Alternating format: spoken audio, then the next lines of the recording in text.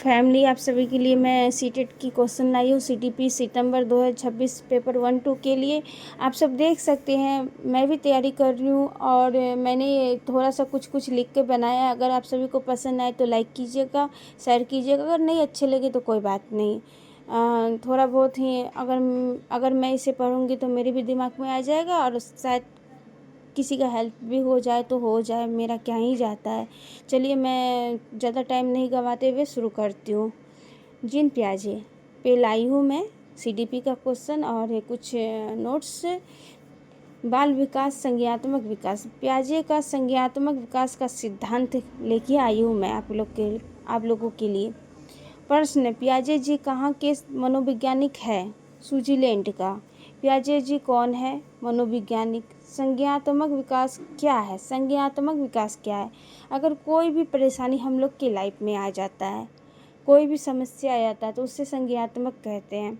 जैसे पहले अगर कोई समस्या आएगा तो पहले हम तर्क करेंगे कि करना है कि नहीं करना है, फिर निर्णय में जाएंगे कि हाँ करना है, फिर विचार भी करना है कि सही होगा कि गलत होगा, हो पाएगा कि नहीं हो पाएगा, सही करना सही होगा कि नहीं होगा। फिर उसके बाद समस्या का समाधान हम लोग निकालेंगे कि हाँ समस्या का समाधान निकालना चाहिए। इसलिए संज्ञात्मक विकास यही है: तर्क करना पहला, फिर निर्णय लेना, फिर विचार निर्माण, फिर उसके बाद समस्या समाधान।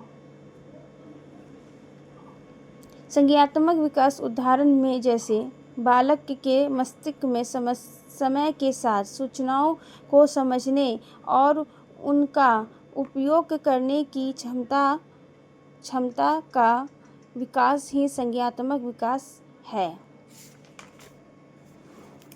चलिए अब आते हैं जिन प्याजे महत्वपूर्ण शब्द में। स्कीमा किसे कहते हैं? ये मैंने क्वेश्चन देखा है सीटेट में, शायद ये क्वेश्चन मैंने कहीं देखा है, एक बार आया हुआ था कि एक बार कि बहुत बार आ चुका है। सूचनाओं के संगठित, है ना, स्कीमा किसे कहते हैं? सूचनाओं के संगठित पैकेट्स। जैसे जब हम अपने दिमाग में कोई भी जानकारी रखते हैं उसे स्कीमा कहते हैं, चाहे वो सही हो या गलत हो। जब भी हम अपने दिमाग में कुछ रखते हैं तो उसको स्कीमा कहते हैं। कोई भी याद वगैरह कुछ भी अगर मेरे दिमाग में, तो उसे स्कीमा या मस्तिष्क भी वहाँ पे यूज हो सकता है। स्कीमा शब्द किसने यूज किया? स्कीमा शब्द जिन प्याजे ने यूज किया था।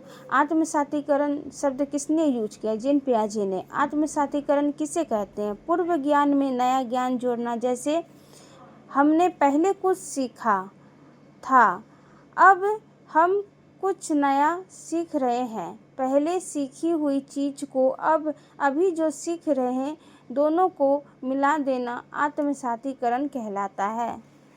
समायोजन शब्द किसने यूज किया? समायोजन शब्द किसने यूज किया? जिन प्याजे ने यूज किया। जैसे स्कीमा हुआ, आत्मसातीकरण हुआ, समायोजन हुआ, ये सब जिन प्याजे ने यूज किया था। अब है संज्ञात्मक विकास, समायोजन विकास, आत्मसातीकरण। एक ही और क्या बैलेंस बनाने की अस्थाई है। ठीक है, संज्ञात्मक विकास जो यूज होता है ना, समायोजन विकास यही है। समायोजन विकास यही है, संज्ञात्मक विकास यही है, आत्मसातीकरण विकास। बैलेंस बनाने की अस्थाई। संज्ञात्मक संतुलन, समावेशन, समायोजन। संतुलन, समावेशन और समायोजन के बीच उचित संतुलन, है ना, बनाना। उचित संतुलन बनाना ही संज्ञात्मक संतुलन कहलाता है। संज्ञात्मक विकास की 4 अवस्थाएं हैं। संज्ञात्मक विकास की कितनी अवस्थाएं हैं? 4। जैसे संवेदीगामक, पूर्व संस्क्रियात्मक, मूर्त संस्क्रियात्मक, औपचारिक संस्क्रियात्मक। ये जो संवेदिक गामक है ये 2 वर्ष तक रहता है, 0 से लेकर 2 वर्ष। जो बच्चा सिर्फ आँख मुँह कान और आँख से इंद्रियों से सीखता है, मतलब देखता है और सीखता है। पूर्व संस्क्रियात्मक जो 2 से 7 वर्ष, जो छूता है, जैसे लिखना लिखना और लिखना लिखना और उसके बाद पकड़ना और खेलना। मूर्त संस्क्रियात्मक 7 से 11 वर्ष तक होता है। औपचारिक संस्क्रियात्मक 11 से ज़्यादा 15 वर्ष से भी ज़्यादा प्लस होता है।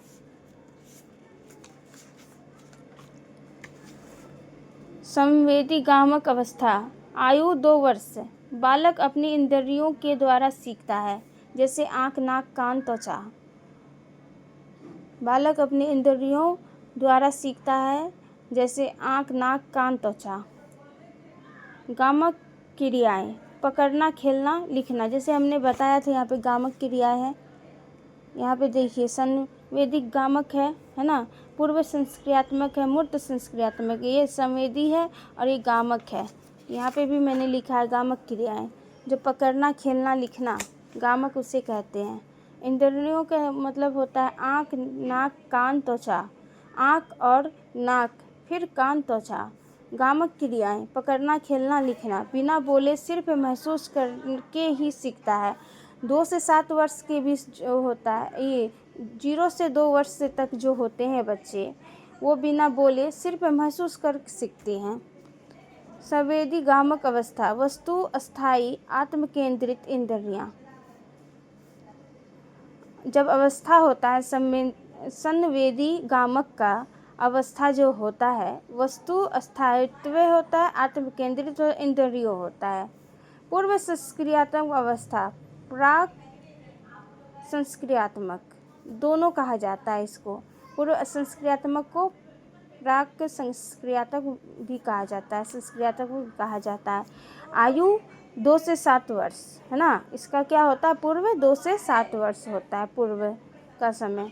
इसे खिलौने की आयु टॉय एज कहा जाता है। इसे खिलौनों की आयु टॉय एज कहा जाता है। भाषा का विकास प्रारंभ ना प्रतीकों जैसे का उपयोग करता है, जैसे फोटो चित्र है ना। अहं केंद्रित दूसरा का दृष्टिकोण नहीं समझ पाता। तर्क का अभाव होता है। तर्क लॉजिस यानी लॉजिस का अभाव होता है। इसे बच्चा प्रतीकात्मक खेल खेलता है। बच्चे अपने प्रतीकों के द्वारा सीखता है। संरक्षण वर्गीकरण 3 मूत्र संस्क्रियात्मक अवस्था। मूत्र संस्क्रियात्मक अवस्था कितने से कितने वर्ष होते हैं? 7 से 11 वर्ष के बीच में। तार्किक चिंतन है ना, प्रारंभ केवल मूत्र वस्तुओं तर्क सीमा दिन तारीख समय महीना बताने योग्य हो जाता है। 2 से 7 वर्ष के बीच में बच्चे संडे मंडे जनवरी फरवरी महीना बताने योग्य हो जाता है। आकार भार क्रम को समझना शुरू कर देता है। जैसे आकार ये क्या है, वो क्या है। जैसे ये गोल आकार है, ये चांद आकार है, ये त्रिभुज आकार है, ये बोलना सीख जाता है। जैसे संरक्षण का ज्ञान, वर्गीकरण का ज्ञान, पलरावी गुण ज्ञान सभी मूत्र संस्क्रियात्मक अवस्था में आते हैं।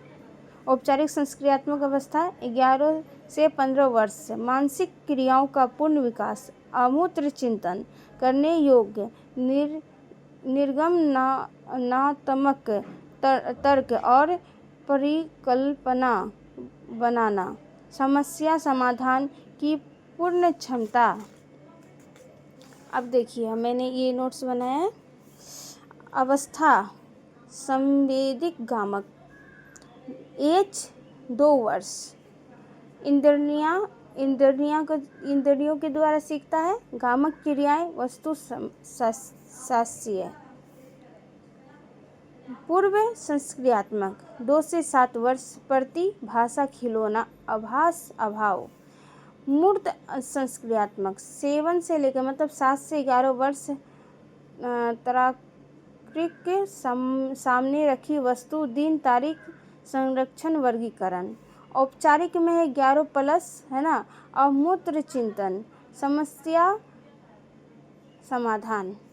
चरण अपरिमेय है, कोई भी अवस्था छोड़ा नहीं जा सकती, कोई भी अवस्था हो इसमें से छोड़ी नहीं जा सकती।